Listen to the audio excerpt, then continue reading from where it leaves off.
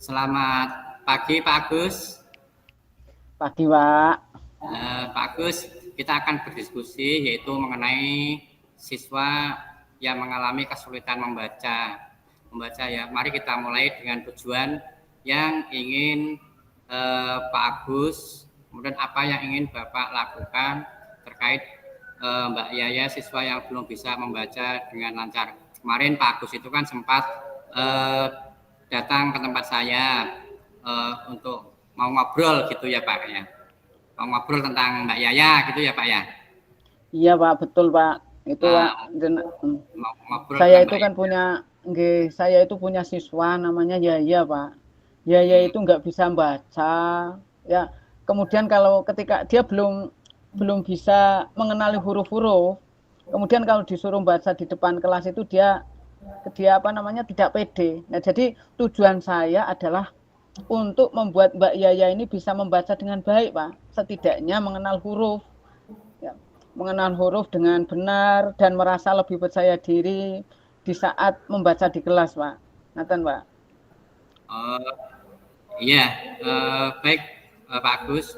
Jadi untuk tujuan utamanya itu adalah Pak Agus adalah untuk meningkatkan kemampuan membaca ya Pak Agus. Iya, Pak. Rasa percaya diri ya Pak Agus ya. Iya, ada dua tujuan itu. Jadi supaya Mbak Yaya ini bisa membaca, kemudian mengenal huruf, membaca dan percaya diri ketika disuruh membaca di depan kelas, Pak.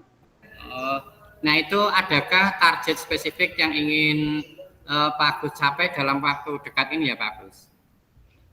Iya, Pak. Saya itu sebenarnya punya target dalam waktu 1 bulan ini. Saya itu ingin dia itu lebih lancar, ya, lebih lancar mengenal huruf, kemudian juga mempunyai rasa percaya diri yang tinggi ketika disuruh baca di depan kelas. Itu tujuannya seperti itu, Pak. Oke, sekarang mari kita coba identifikasi yaitu realita yang ada ya Pak Agus. Jadi apa yang sudah Bapak lakukan yaitu untuk membantu Mbak Yaya sejauh ini. Kemudian apa yang menurut Bapak Agus itu menjadi hambatan utama yaitu bagi Mbak Yaya Pak Agus. Sejauh ini saya sudah mencoba memberikan lebih banyak waktu padanya, Pak, untuk membaca selama 2 jam pelajaran, dan sesekali saya mengajak secara individu, saya ajak ke kantor, Pak, untuk saya ajari untuk membaca. Namun saya lihat dia masih kesulitan mengenal huruf, Pak. Jadi huruf-huruf tertentu itu ada yang dianggap sulit oleh Mbak Yaya ini, dan dia tampak malu ketika tak suruh membaca di depan teman-temannya itu dia nggak pede. Bahkan kadang ketika saya suruh baca saja dia nggak pede, Pak. Oh, berarti apakah ada pola tertentu yang terlihat dari kesulitan Mbak Yaya itu Pak Agus? Misalnya yaitu huruf-huruf yang sering dia salah kenali atau kondisi spesifik saat dia lebih mudah atau lebih sulit untuk membaca Pak Agus. Betul, Pak. Mbak Yaya ini sering bingung antara huruf B dan huruf D. Ya. Dia bingung antara huruf G dan angka 9, dia bingung, Pak.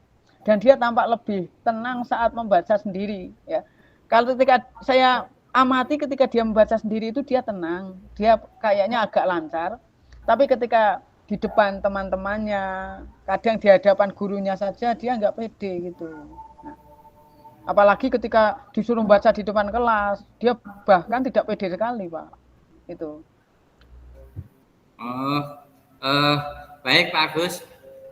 Jadi dari apa yang kita lihat itu ada 2 fokus ya. Yang pertama itu adalah pengenalan huruf yang masih kurang, serta rasa malu saat membaca di depan umum. Terus kemudian apa ide-ide yang muncul itu di benak Pak Agus yaitu untuk mengatasi hal ini Pak Agus. Iya, Pak. Memang ada dua hal yang perlu kita tangani, yang perlu saya tangani ya. Saya pikir saya itu perlu lebih fokus pada pelatihan pengenalan huruf secara individual, Pak. Ya. Jadi mungkin nanti melalui melalui permainan yang menarik atau hal-hal yang bisa, ya terutama permainan lah yang bisa Mbak Yaya itu membaca dengan lancar, membaca dengan mudah, membaca dengan enjoy. Lalu untuk mengatasi rasa malunya itu saya bisa mulai dengan membuat sesi membaca dalam kelompok kecil, Pak. Jadi sebelum ada kelompok-kelompok besar itu nanti kemungkinan ada kelompok kecil yang perlu yang perlu disiapkan. Mungkin mulai dari 2 anak, 3 anak, kemudian nanti 4 anak. Baru nanti kalau sudah banyak bisa suruh membaca di depan kelas, Pak. Nah, itu ide bagus itu Pak Agus. Jadi bagaimana ya kalau Pak Agus itu menggunakan permainan kartu huruf atau aplikasi belajar yaitu untuk membantunya mengenal huruf ya. Nanti sambil pelan-pelan kemudian meningkatkan kepercayaan dalam kelompok kecil Pak Agus. Iya Pak, itu sepertinya memang lebih efektif itu untuk permainan itu. Itu sudah saya pikirkan beberapa lama itu kayaknya kok membaca dengan permainan itu agaknya lebih efektif gitu ya. Jadi insya Allah saya bisa gunakan kartu huruf dan latihan rutin setiap hari. Kemudian sesi kelompok kecil juga akan saya lakukan mungkin nanti secara bertahap. Tahap pertama dia 2 anak, tahap kedua nanti 3 anak, tahap ketiga 4 anak. Baru nanti ketika kok sudah lancar pada 4 anak ini, nanti saya suruh membaca di depan kelas nanti, Pak. Insya Allah seperti itu, Pak. Oke, Pak Agus. Pak Agus, ini berarti dari rencana tadi, ya. Kemudian apa langkah pertama yang bisa Pak Agus ambil? Dan kemudian itu kapan Pak Agus akan memulainya? Insya Allah saya akan mulai dengan menggunakan kartu huruf, Pak. Akan menggunakan kartu huruf itu insya Allah mulai besok, ya. Jadi dan mulai mengatur sesi kelompok kecil itu nanti mulai minggu depan, ya. Jadi menggunakan kartu huruf dulu nanti mulai besok, insya Allah nanti beberapa hari, kemudian nanti minggu depan baru akan saya gunakan kelompok-kelompok kecil. Kemudian nanti saya akan buatkan jadwal khusus juga untuk memastikan nanti Mbak Yaya ini mendapat waktu yang cukup untuk belajar, Pak. Oh, iya bagus sekali tuh Pak Agus. Jadi apa yang Pak Agus itu lakukan ya untuk memastikan yaitu bahwa rencana Pak Agus ini berjalan sesuai dengan rencana dari Pak Agus. Iya Pak, untuk memastikan rencana ini berjalan dengan bagus itu insya Allah nanti saya akan memantau kemajuannya setiap minggu, ya. Jadi akan saya pantau terus setiap minggu, saya evaluasi apakah nanti ada kenaikan, dia semakin baik, dia mengenali huruf-huruf yang sulit baginya atau tidak, ya. Jadi nanti setelah saya pantau, saya evaluasi lagi, ya. Jadi akan saya evaluasi terus. Ada perubahan tidak ini si Yaya ini, Pak? Oh ya, berarti sekarang kita sudah punya rencana yang jelas ya Pak Agus ya. Bagaimana yaitu Pak Agus merasa tentang aksi yang akan Pak Agus ambil? Iya Pak, saya sudah merasa lebih yakin sekarang Pak. Dengan diskusi ini saya semakin yakin.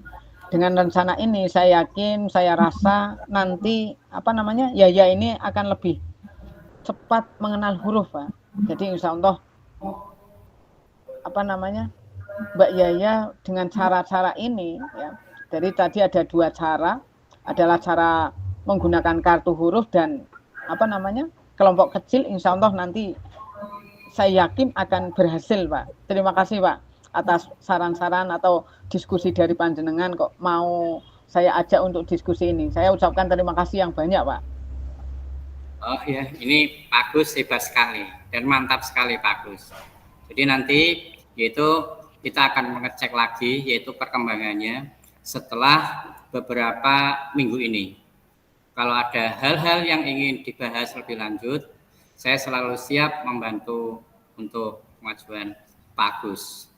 Jadi kiranya hanya ini ya Pak Agus, mungkin Pak Agus ada keperluan lain atau mungkin Pak Agus masih ada pekerjaan lain atau mengerjakan sesuatu. Ini saya juga mohon maaf ya untuk Pak Agus karena sudah mengganggu waktunya dalam keluarga Pak Agus. Sebelumnya terima kasih, matur nuwun ya Pak Agus. Iya Pak, sama-sama. Saya terima kasih banyak jenengan sudah mau berdiskusi dengan saya untuk menyelesaikan masalah Yaya ini. Sebenarnya kan masalah Yaya ini kan masalah saya karena saya adalah gurunya gitu. Tapi jenengan kok sudah mau menyampaikan mau meluangkan waktu untuk saya. Saya ucapkan terima kasih yang sebanyak-banyaknya Pak Abdul. Oke. Ya cukup ya Pak Abdul ya untuk diskusi kali ini ya. Saya akhiri. Assalamualaikum warahmatullahi wabarakatuh. Waalaikumsalam warahmatullahi wabarakatuh. Bismillahirrahmanirrahim. Assalamualaikum warahmatullahi wabarakatuh. Selamat pagi Pak Abdul Ghafur. Selamat pagi Pak Agus. Alhamdulillah hari ini baik-baik saja Pak Agus. Pripun kabare? Sehat mawon? Alhamdulillah sehat Pak Agus. Ini Pak Agus, ini sebenarnya saya itu akhir-akhir ini kok saya sedikit merasa terbebani ya Pak Agus dengan masalah disiplin kelas. Jadi siswa-siswa itu sepertinya kok semakin sulit diatur untuk yang siswa sekarang ini Pak. Oh ya Pak, saya mengerti sekali untuk masalah itu. Masalah disiplin memang sering menjadi tantangan bagi guru Pak ya. Kadang memang anak itu sulit untuk diatur, kadang untuk masuk kelas kadang memang sulit ya. Oke, kita mari diskusikan untuk hari ini. Semoga saja dengan diskusi ini nanti Pak Abdul Ghafur bisa mendapatkan solusi.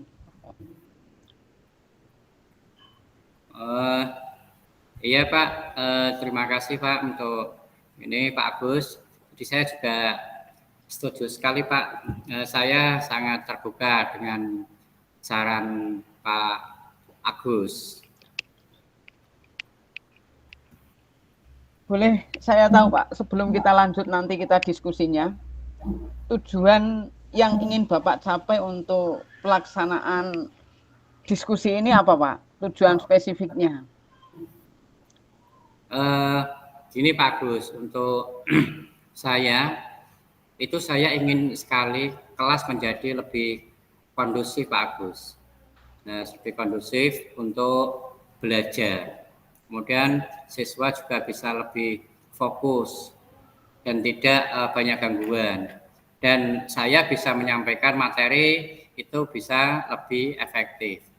Nah, selain itu ya Pak, saya juga ingin sekali yaitu hubungan saya dengan siswa itu bisa menjadi lebih baik Pak Agus. Oh ya, tujuannya memang sangat baik Pak.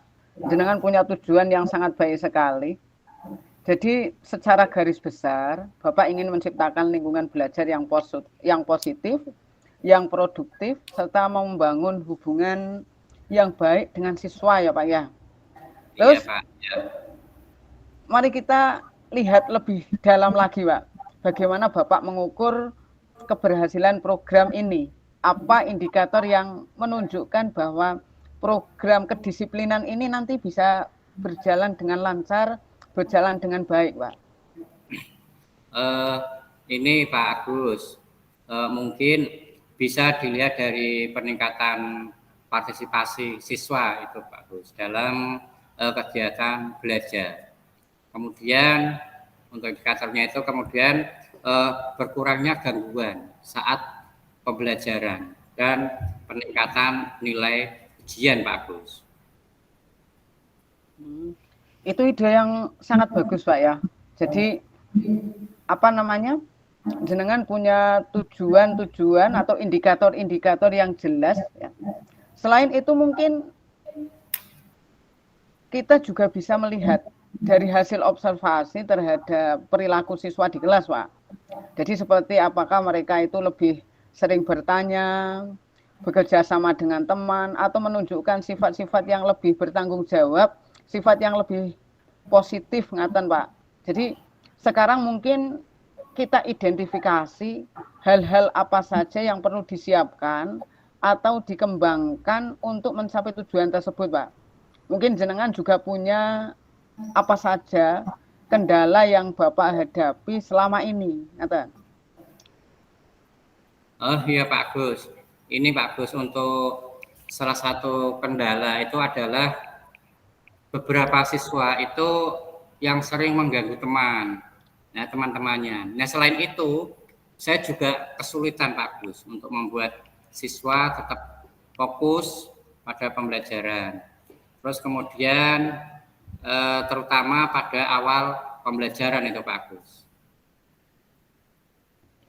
Oke Pak, jadi kita perlu memikirkan strategi yang untuk mengatasi perilaku mengganggu dan meningkatkan fokus siswa. Intinya kan di situ Pak ya. Jadi banyak anak mengganggu. Jadi bagaimana cara kita strategi supaya anak itu nggak mengganggu dan meningkatkan fokus siswa dalam pembelajaran. Ya. Selain itu, apa saja yang sudah Bapak lakukan untuk mengatasi masalah ini Pak? Gini Pak Agus, saya itu sebenarnya sudah mencoba yaitu beberapa cara, yaitu diantaranya itu pernah memberikan peringatan, terus kemudian memindahkan yaitu tempat duduk, terus kemudian sudah pernah juga yaitu menghubungi orang tua, terus kemudian tapi itu belum ada perubahan yang signifikan itu Pak Agus. Oh, okay. Tidak apa-apa Pak.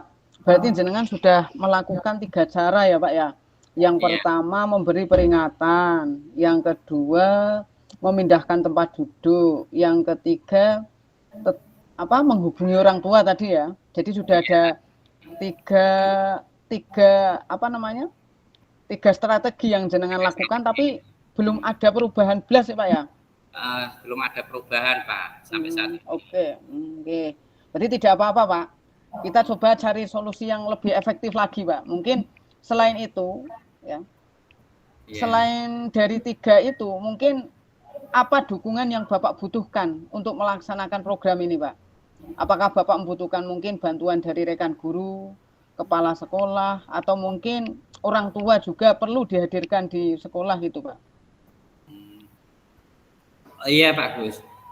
Ini saya pikir itu dukungan dari rekan guru itu sangat penting. Selain itu keterlibatan orang tua terutamanya itu Pak Agus, itu juga sebenarnya akan sangat membantu saya itu Pak Agus. Berarti dukungan dari rekan sejawat lah atau orang tua.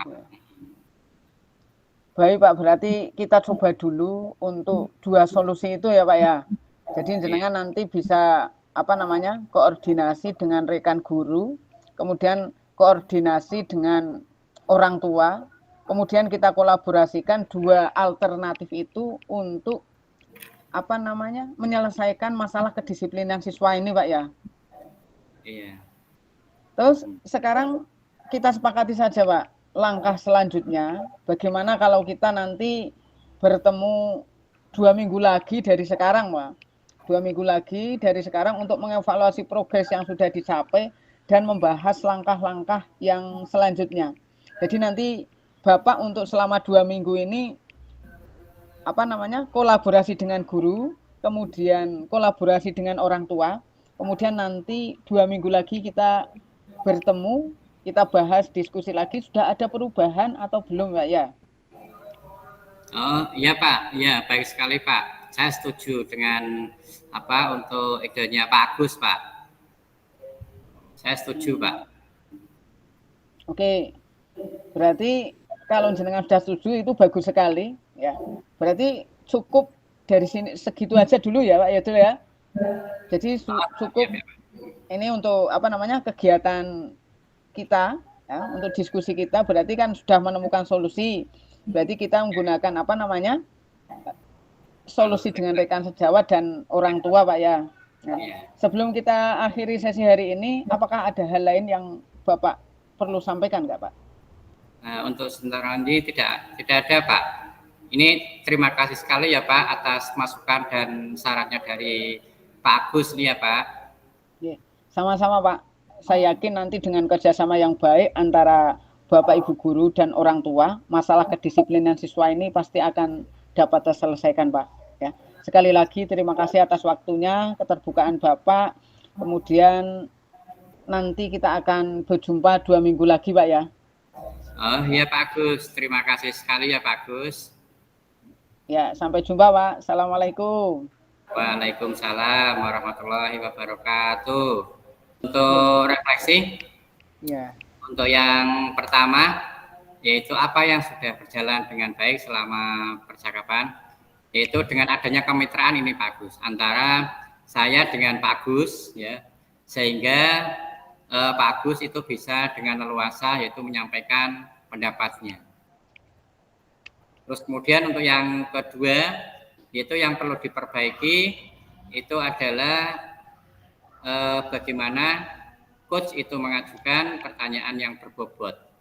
Jadi untuk mengenali segala kekuatan atau kompetensi, yaitu yang ada pada diri Pak Agus dulu ya Pak Agus ya. Terus kemudian untuk yang ketiga, yaitu apa yang Bapak atau Ibu lakukan untuk tetap dalam kondisi presence, ya, terus atau kehadiran penuh, yaitu sebelum dan sesaat melakukan coaching. Itu agar tetap presence, itu berarti sebelum melakukan coaching itu berarti harus punya gambaran dulu apa pertanyaan-pertanyaan nanti yang akan diajukan atau pertanyaan-pertanyaan yang akan disampaikan terlebih dahulu. Terus kemudian pada saat kegiatan coaching, nah itu kan coach membuat catatan-catatan kecil, yaitu tentang apa yang disampaikan oleh guru atau coach. Itu berarti membuat catatan-catatan dulu. Terus kemudian untuk yang terakhir, yaitu untuk memperbaiki atau meningkatkannya itu adalah ini nanti saya akan terus berlatih, yaitu untuk melakukan praktik coaching. Ya memang untuk yang pertama memang agak kesulitan Pak Gus. Saya memang kesulitan ya, terutama dalam mengajukan pertanyaan-pertanyaan itu bagaimana untuk yang berbobot itu yang seperti apa itu sebenarnya masih bingung. Tapi alhamdulillah ini kalau misalnya berlatih secara istilahnya secara sering, itu kita akan terbiasa, kemudian kita akan mudah untuk mengungkapkannya. Dan kita bisa merefleksikan apa yang masih kurang dalam tahap coaching ini. Kiranya hanya itu Pak Gus. Yang umpan balik Pak. Untuk yang umpan balik, nah itu kan pertanyaan untuk coaching. Coaching ya. Nah, jadi kemudian apa yang Anda rasakan pada saat di coaching, Berarti jawaban saya ya Pak ya? Iya. Berarti saya masih agak grogi Pak. Ketika di coaching itu belum apa namanya, belum begitu lost ya. Jadi masih agak grogi ngaten mawon. Masih dalam. Tapi senang nggak Pak? Ya perasaan sih senang Pak. Pak. Ada ya, rasa. Tapi masih ada kekhawatiran ya Pak ya? Ada kekhawatiran ya. Ada kekhawatiran dan masih sedikit grogi ya Pak? Grogi ya. Apa yang mau disampaikan? Bingung ya Pak? Masih bingung. Saya juga sama Pak seperti itu Pak Agus. Saya nanti juga sama Pak Agus. Saya yang pertama kali senang, tapi di samping itu juga ada kekhawatiran grogi juga Pak saya Pak. Ini nanti yang saya mau ungkapkan ke Pak Agus itu apa? Saya masih bingung. Nah, sehingga ini nanti Pak, saya akan lebih yakin Pak. Jadi pada saat istilahnya di coaching. Selain itu juga kompetensi yang ingin saya kembangkan itu juga nanti bisa meningkat juga Pak. Itu umpan baliknya Pak.